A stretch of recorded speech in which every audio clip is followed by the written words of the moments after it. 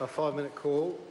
Todd Barclay. Thank you, Mr Speaker. It's a privilege to be able to speak on National's 8th budget since coming into government, and I'd like to acknowledge the Finance Minister Bill English, the Finance team, Paula Bennett and Stephen Joyce, and the Prime Minister John Key for an outstanding budget that will benefit all New Zealanders, in particular all Southlanders and all members of the Otago communities. Before I go and talk about some of the main areas that will benefit Southland and Otago, Mr Speaker, I just wanted to touch on a couple of insights as to what an alternative Labor Green government might potentially look like, just based on some of the few short facts that we've received in the last few days since the budget, Mr Speaker. So far, we know if Labor and Greens, an alliance, were in power, there would be more for traffic control, more for cleaning out rivers, more for social housing, more for preparing for climate change, more for public health, and more to support parents, Mr Speaker. The National-led government has done a considerable amount under all of these areas. I saw a figure the other day saying that to counter National's $100 million fund to clean up fresh waterways, the Greens' proposal would cost up to $7 billion. That dwarfs the budget of police and early childhood combined, Mr Speaker. I don't think for a region like Southland, whose backbone is the agricultural sector, we can afford that, Mr Speaker. What we need is a pragmatic budget which this delivers, delivering more jobs, higher incomes, better outcomes and brighter prospects for our people, Mr Speaker. Just to have a bit of an idea about what a Labor-Green alliance might look like in consultation around the budget, which would be an interesting prospect to be a fly on the wall for, we already know that in housing, Labor want to scrap Auckland city limits, but the Greens don't. Deep-sea oil drilling. It's been a long-standing fact that the Greens oppose this, but Labor wouldn't ban the offshore activity. Instead, they'd call for better safety activities. Immigration. Labor wants to slow the intake of semi-skilled migrants, but the Greens don't think that would help our economy. Too right, Mr Speaker. That would absolutely shatter the Southland economy.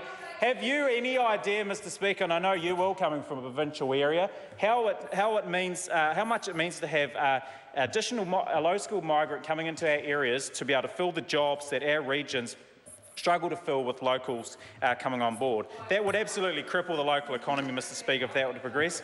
And we know with foreign trusts, Labor would look to ban foreign trusts, but the Greens wouldn't go that far. One thing they do agree on, though, Mr Speaker, and it's another thing that would absolutely cripple the Southland and the Otago economies, is they both want to ban the TPP. We all know, Mr Speaker, as this is going through Select Committee right now, that would be an absolutely shattering thing for regional New Zealand, particularly trading-based economies such as Southlands and Otago's, who rely on export markets, Mr Speaker. One thing, though, which is quite interesting, and this is too good to miss, Mr Speaker, on what a Labor-Green cabinet might potentially look like, I just want to pick on two particular areas. The future Minister of Health, Mr Stephen Browning, who said that Ebola could be cured with homeopathy.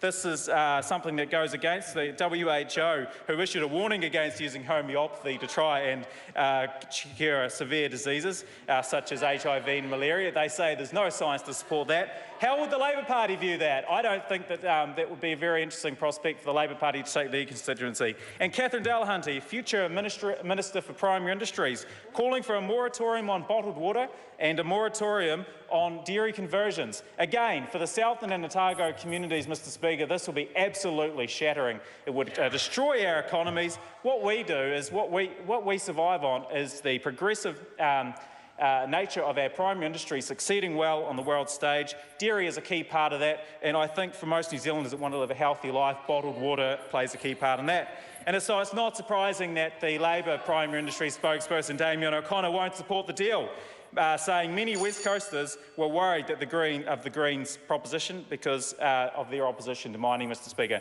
So that's a bit of an insight there.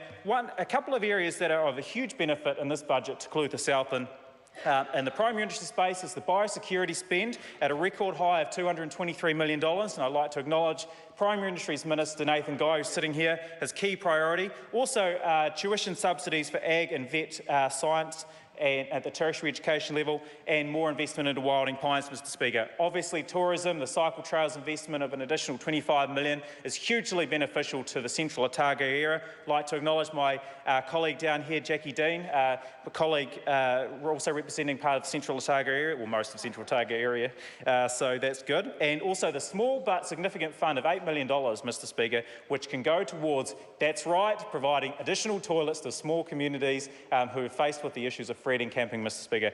On that note, I would just like to acknowledge the ministers who have played a key role in preparing this year's budget, acknowledge the National Party caucus, and thank you very much, Mr Speaker. Ian Lee's